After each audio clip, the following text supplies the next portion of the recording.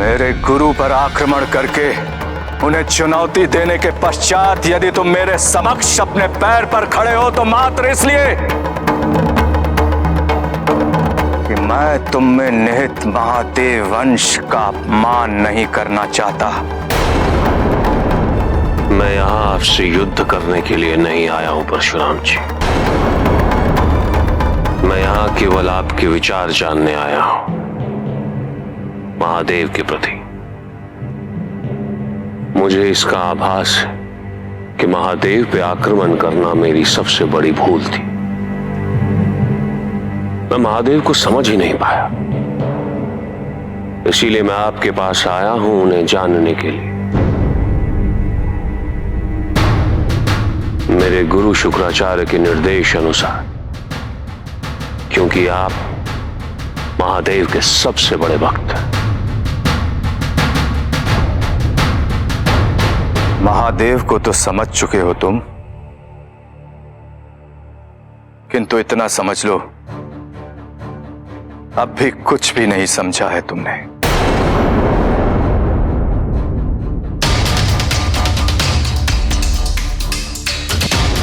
महादेव अनादि है, अनंत है।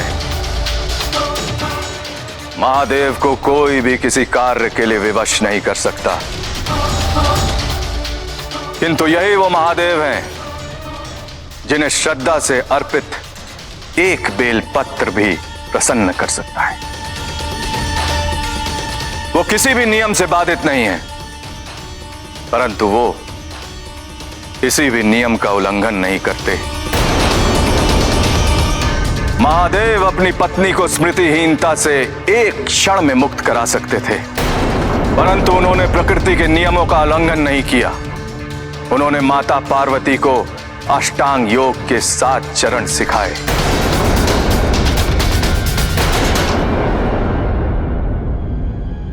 योग? हाँ, योग। महादेव के मार्गदर्शन से माता पार्वती अष्टांग योग के 7वें चरण में प्रवेश कर चुकी हैं, समाधि की अवस्था में।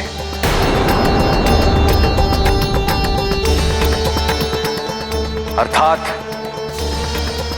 शीघ्र ही वो आदि शक्ति के रूप में प्रकट होने वाली हैं।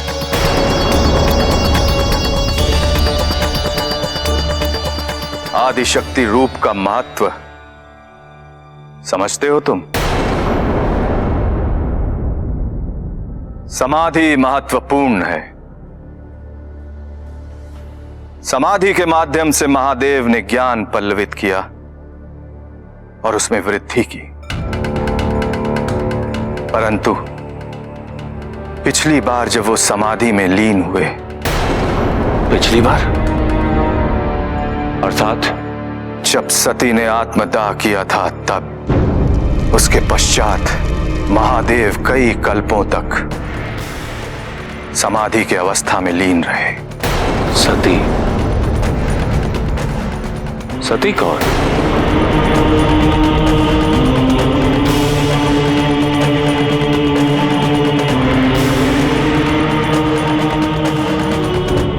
तुम्हारी बुद्धिमत्ता और ज्ञान का आदि मूल्यांकन कर चुका हूं मैं। मेरे पास तुम्हारी मूर्खता के लिए धैर्य नहीं है। जाओ, कहीं और जाकर अपने प्रश्नों का उत्तर ढूंढो।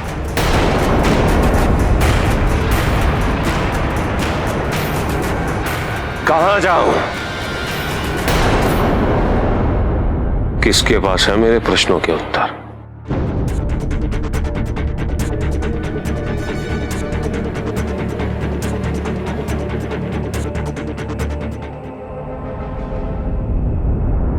ऋषि मार्कंडे।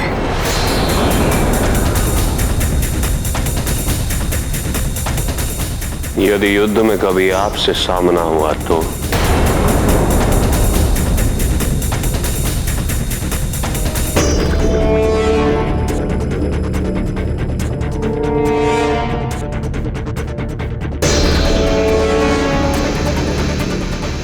वो क्षण क्षण कभी नहीं आएगा जलंधर।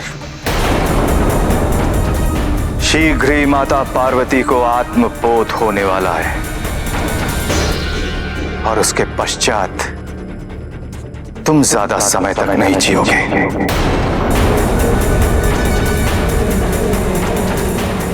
जाओ, महादेव से संबंधित जितनी जानकारी अर्जित कर सकते हो कर लो। मृत्यु के समय अपने जीवन को किसी रूप में तो सार्थक करने का सुख रहेगा तुम्हें।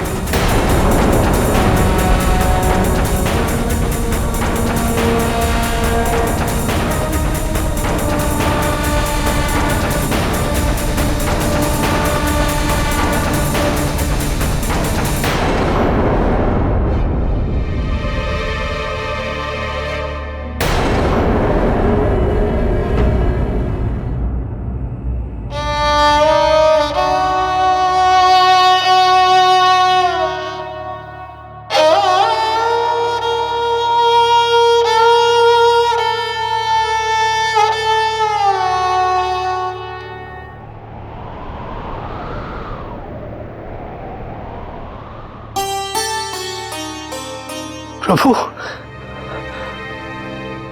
मेरे प्रभु आ रहे हैं। प्रभु आ रहे हैं। और सुनो सुनो, हमारे प्रभु आ रहे हैं। सुनो, हमारे प्रभु कैलाश आ रहे हैं। चलो चलो, महादेव के आगमन हेतु कैलाश को सुव्यवस्थित करते हैं। चलो शीघ्र। किंतु तुम्हें कैसे मालूम कि प्रभु का आगमन हो रहा है? अरे मेरा रोम रोम मेरे प्रभु से जुड़ा हुआ है।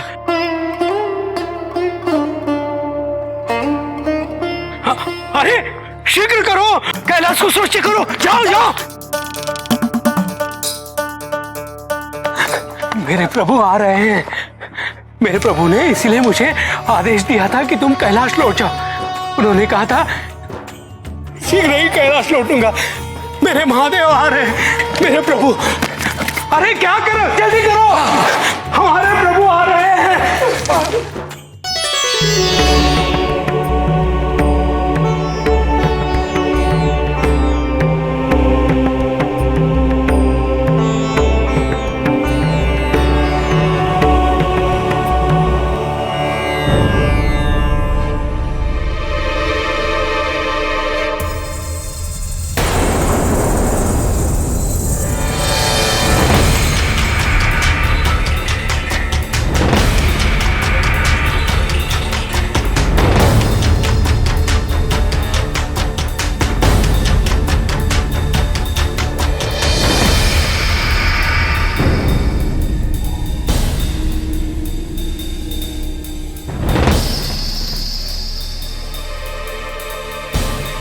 कदाचित आपने मुझे पहचाना नहीं। जलंधर,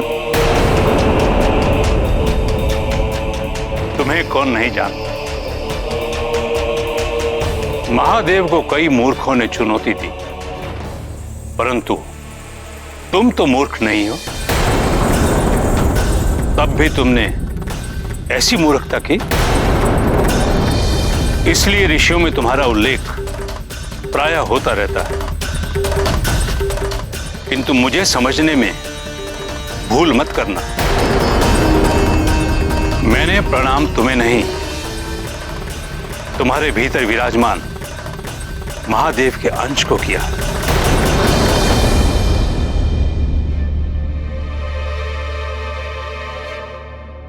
मैं यहां अपमानित होने के लिए नहीं आया। मैं यहां केवल आपसे ये महादेव के विषय में और सती के अंत के विषय में जानने के लिए। तुम्हारी ये इच्छा अवश्य पूरी होगी, किंतु ये प्रसंग तुम्हें उनसे सुनना चाहिए जो इसके साक्षी थे।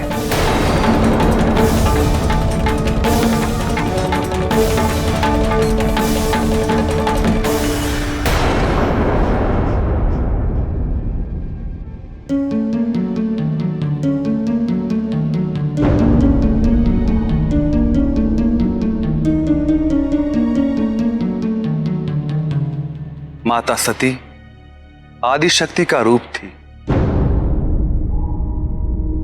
महादेव के साथ उनका विवाह हुआ था, किंतु माता सती के पिता प्रजापति दक्ष इस विवाह से प्रसन्न नहीं थे। वो केवल महादेव को अपमानित करना चाहते थे। इसी उद्देश्य को पूरा करने हेतु उन्होंने एक महायज्ञ का आयोजन किया। इस यज्ञ में सारे संसार के देवी देवताओं को आमंत्रित किया, सिवाय महादेव और माता सती के। माता सती को जब इस यज्ञ के विषय में ज्ञात हुआ तो प्रसन्न हो गई। माता सती को यह आभास हुआ कि पिताश्री ने अवश्य महादेव को निमंत्रण भेजा होगा, किंतु किसी कारणवश वो निमंत्रण कैलाश तक नहीं पहुंच पाया।